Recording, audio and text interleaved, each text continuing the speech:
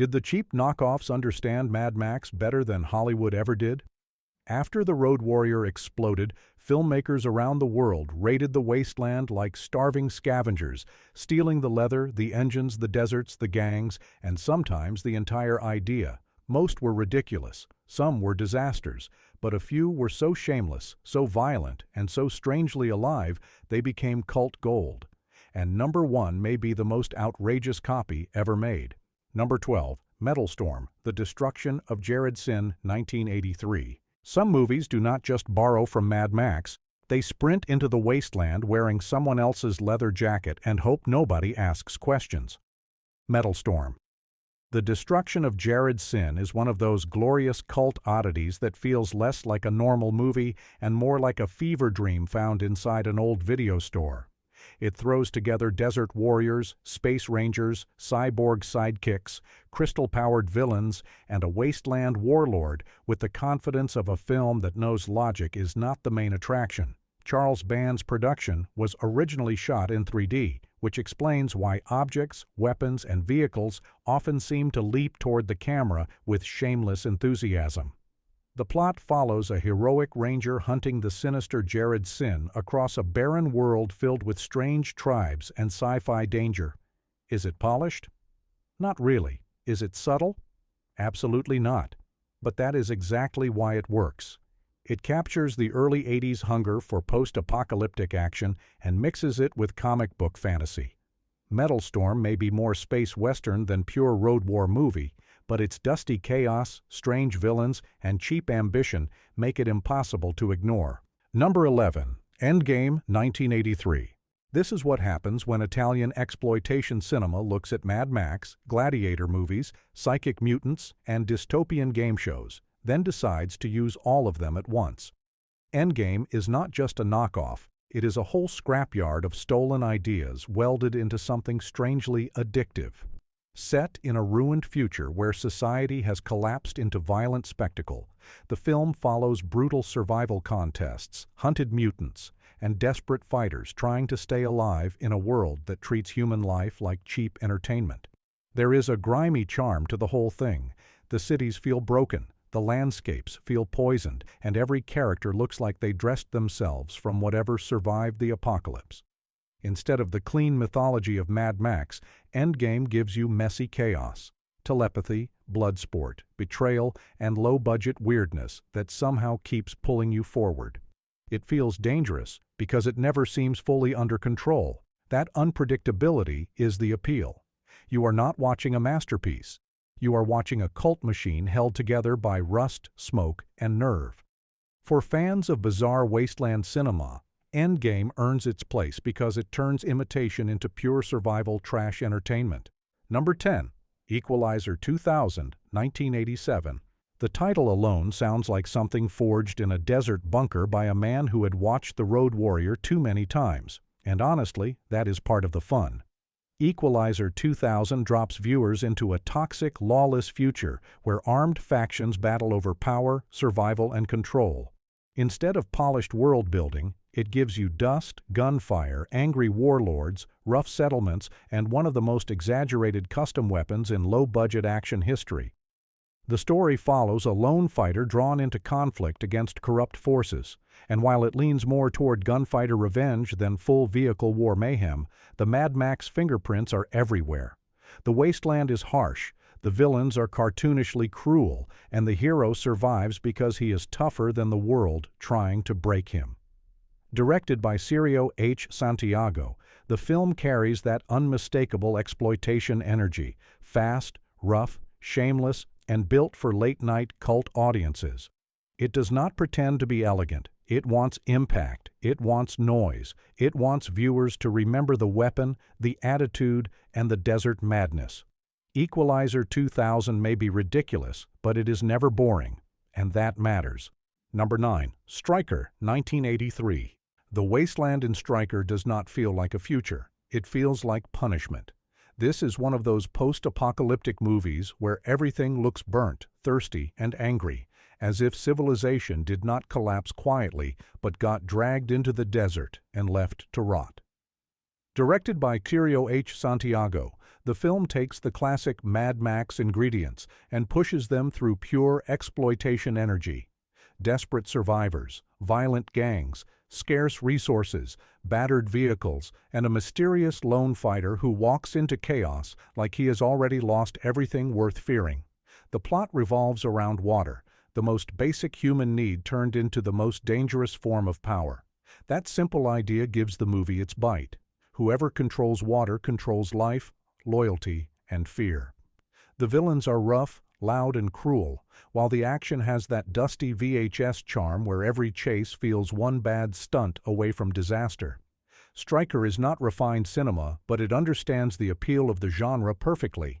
It gives viewers a world where survival has no comfort, heroes are half-broken, and every drop of water feels worth killing for. It may be shameless, but in the wasteland, shamelessness almost becomes a survival skill. Number 8. Hell Comes to Frogtown, 1988. Some knockoffs chase Mad Max with cars and leather. Hell Comes to Frogtown chases it straight into mutant frog insanity. This is the kind of movie that sounds fake until you realize it actually exists, and that is exactly why it belongs on this list.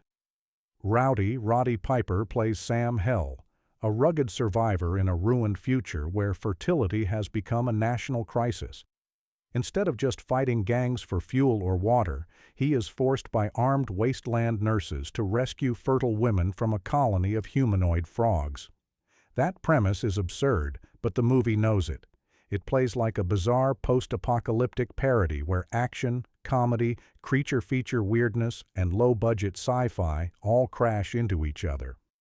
Piper brings the same rough charm that made him a cult action figure, and the frog villains give the film a strange comic book ugliness that viewers do not forget. It is not the purest Mad Max imitation, but it absolutely belongs to the same radioactive family: collapsed society, desperate breeding politics, mutant tribes, armed survivors, and a hero dragged into madness. Hell Comes to Frogtown proves that the wasteland did not only create road warriors, sometimes it created amphibian nightmares. Number 7. Wheels of Fire, 1985. If Mad Max turned the highway into a battlefield, Wheels of Fire turned it into a low-budget death carnival. This film is almost proudly shameless, built around desert gangs, kidnappings, roaring vehicles, and a lone warrior trying to survive a world where the road belongs to whoever is cruel enough to take it. The story follows a tough drifter pulled into conflict after violent raiders tear through the wasteland, and from there, the movie leans hard into everything fans came for: armored cars, brutal chases, dusty violence, and villains who look like they were designed from leftover leather, spikes, and bad intentions. What makes Wheels of Fire so entertaining is its refusal to slow down for dignity. It does not have the mythic weight of the Road Warrior, but it has the nerve to keep throwing chaos at the screen. The desert feels lawless, the action feels rough, and the whole movie carries that dangerous sense that nobody had much money, but everyone had commitment. That gives it a strange pulse. It is junky, yes, but it is energetic junk. For viewers who love post-apocalyptic cinema at its most reckless, Wheels of Fire is not a cheap imitation to dismiss. It is a glorious roadside wreck worth stopping for. Number 6. The Exterminators of the Year 3000, 1983. This is the kind of film that sees Mad Max racing through the desert and immediately shouts, "More dune buggies, more water wars, more madness." The Exterminators of the Year 3000 is a Spanish-Italian wasteland adventure that understands the genre's most reliable fear. When the world runs dry, humanity becomes vicious fast. The movie takes place in a future where water is nearly gone, and that shortage turns every road, settlement, and vehicle chase into a life-or-death gamble. Instead of polished science fiction, it gives you a sunburned world of raiders, machines, dust clouds, and survival instincts. The action has that raw European exploitation flavor, where the stunts feel scrappy, the costumes feel outrageous, and the story moves with the blunt force of a crash. It may borrow heavily from The Road Warrior, but it also has its own scrappy personality, especially in the way it turns water into treasure and the desert into a giant trap. The heroes and villains are broad, the stakes are simple, and that simplicity works. Nobody is debating philosophy here, they are fighting for the last drops of life. The exterminators of the year 3000 is derivative, loud and dusty, but it delivers exactly the kind of wasteland chaos its title promises. Number 5. Steel Dawn 1987. The wasteland has plenty of loud maniacs, but Steel Dawn gives us something rarer, a warrior who moves like silence before violence. Patrick Swayze plays Nomad, a desert wanderer with a sword, a haunted past, and the kind of calm that makes every enemy look nervous before the fight even begins. Instead of copying Mad Max through roaring engines alone, this movie adds a samurai western flavor to the apocalypse. The world is dry, broken, and ruled by whoever can control water, which makes every settlement feel like a target waiting to be conquered. When Nomad arrives among peaceful survivors threatened by a ruthless gang, the story becomes simple but effective. A lonely fighter must decide whether to keep drifting or stand for something again. The film does not have the chaotic car madness of The Road Warrior, but it has atmosphere. Dusty landscapes, sword fights, brutal raiders, and water politics give it that same survival tension. Swayze brings unexpected dignity to material that could have been pure trash in the wrong hands. He makes the hero feel wounded, disciplined, and almost mythic. Steel Dawn works because it understands that the wasteland is not only about speed, it is about scarcity, fear, and the desperate hope that one decent fighter might still matter. It is a knockoff with a quiet soul, and that makes it more memorable than it has any right to be. Number 4. Battletruck 1982. Sometimes all a post-apocalyptic movie needs is one monstrous machine that looks like it could crush civilization's last hope under its tires. Battletruck understands that instantly. Also known as Warlords of the 21st Century, this film takes the Mad Max formula and gives it a brutal centerpiece. A heavily armored semi-truck commanded by a tyrannical warlord in a world where governments have collapsed and fuel has become power. The setup is pure wasteland gold. Small communities are trying to rebuild, but violent road armies still roam the dead highways, taking what they want and destroying anyone who resists. The battle truck itself becomes more than a vehicle. It becomes a moving fortress, a symbol of fear, domination, and industrial violence. That is why the movie still works. It may not have the budget or mythic intensity of The Road Warrior, but it has a strong visual hook and a surprisingly grounded survival mood. The hero is not fighting for glory. He is fighting against a machine-backed bully who represents everything ugly about the new world. There is dust, fuel tension, road warfare, and enough practical grit to make the film feel heavier than many of its cheaper cousins.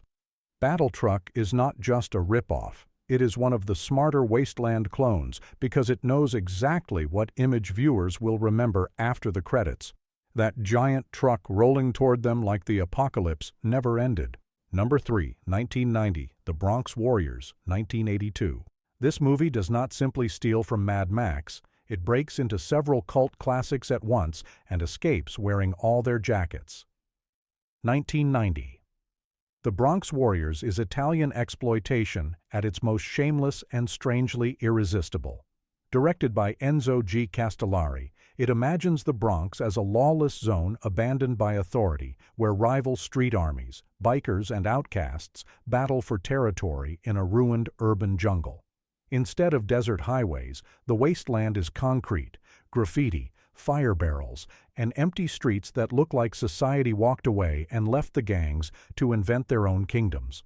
The film mixes the warriors, Escape from New York, and Mad Max into one glorious mess of attitude, leather, motorcycles, and comic book rebellion. Its hero, Trash, feels like the kind of character only this era could produce. Cool, stiff, ridiculous, and somehow iconic. The movie's power comes from its style more than its logic. Every gang looks theatrical, every confrontation feels exaggerated, and every scene seems to believe it is much cooler than it probably is, which makes it even more entertaining. It captures the early 80s fear of urban collapse and turns it into a punk action fantasy. 1990. The Bronx Warriors may be derivative from every angle, but it has personality, swagger, and cult movie electricity. It is not polished, but it is alive in a way safer movies rarely are. Number 2. Waterworld, 1995. The most expensive Mad Max knockoff did not take place in a desert. It drowned the entire desert and made the ocean the wasteland. Waterworld became infamous for its huge budget, troubled production stories, and reputation as one of Hollywood's most mocked blockbusters. But underneath the jokes is a surprisingly bold post-apocalyptic adventure. Kevin Costner plays the Mariner, a mutated drifter surviving on a flooded Earth where dry land has become a myth and floating communities live in fear of violent raiders called smokers. The DNA is obvious. The lone warrior, the savage gangs, the resource-starved world, the chase-based action, and the reluctant hero pulled into protecting people he never wanted to care about. But the water setting gives the formula a fresh, visual identity. Instead of rusted cars, we get jet skis, floating fortresses, oil-stained villains, and endless blue emptiness that feels just as dangerous as any desert. The film is messy, oversized, and sometimes ridiculous, yet that scale is also what makes it fascinating. It commits fully to its world, from the production design to the strange survival details. Modern viewers often find more to enjoy than the original punchlines suggested. Waterworld is shameless, yes, but it is not lazy. It is a giant, waterlogged cult spectacle with ambition, weirdness, and enough action to earn its survival. In a sea of cheap imitators, this one became legendary for being too big to sink quietly. Number 1. Warriors of the Wasteland, 1983. If the apocalypse had a copyright lawsuit, Warriors of the Wasteland would probably be standing at the front of the accused wearing spikes and smiling. Also known as the New Barbarians, this is the ultimate shameless Mad Max knockoff because it does not tiptoe around the influence. It drives straight through it with dune buggies, leather armor, saw-blade vehicles, desert gangs, explosions, and a heroic loner who looks born from the dust. Directed by Enzo G. Castellari, the film takes the wasteland formula and turns every detail up until it becomes almost cartoonishly violent and stylish. The villains are not just raiders. They are theatrical destroyers, treating the apocalypse like a costume party with weapons. The vehicles are ridiculous in the best possible way, especially the customized machines built for intimidation as much as survival. Fred Williamson adds instant cult credibility, while the whole film moves with the confidence of a production that knows exactly what audience it is feeding. It is not thoughtful science fiction, and it does not need to be. Its purpose is speed, danger, swagger, and post-apocalyptic excess. What makes it awesome is how completely it embraces its own shamelessness.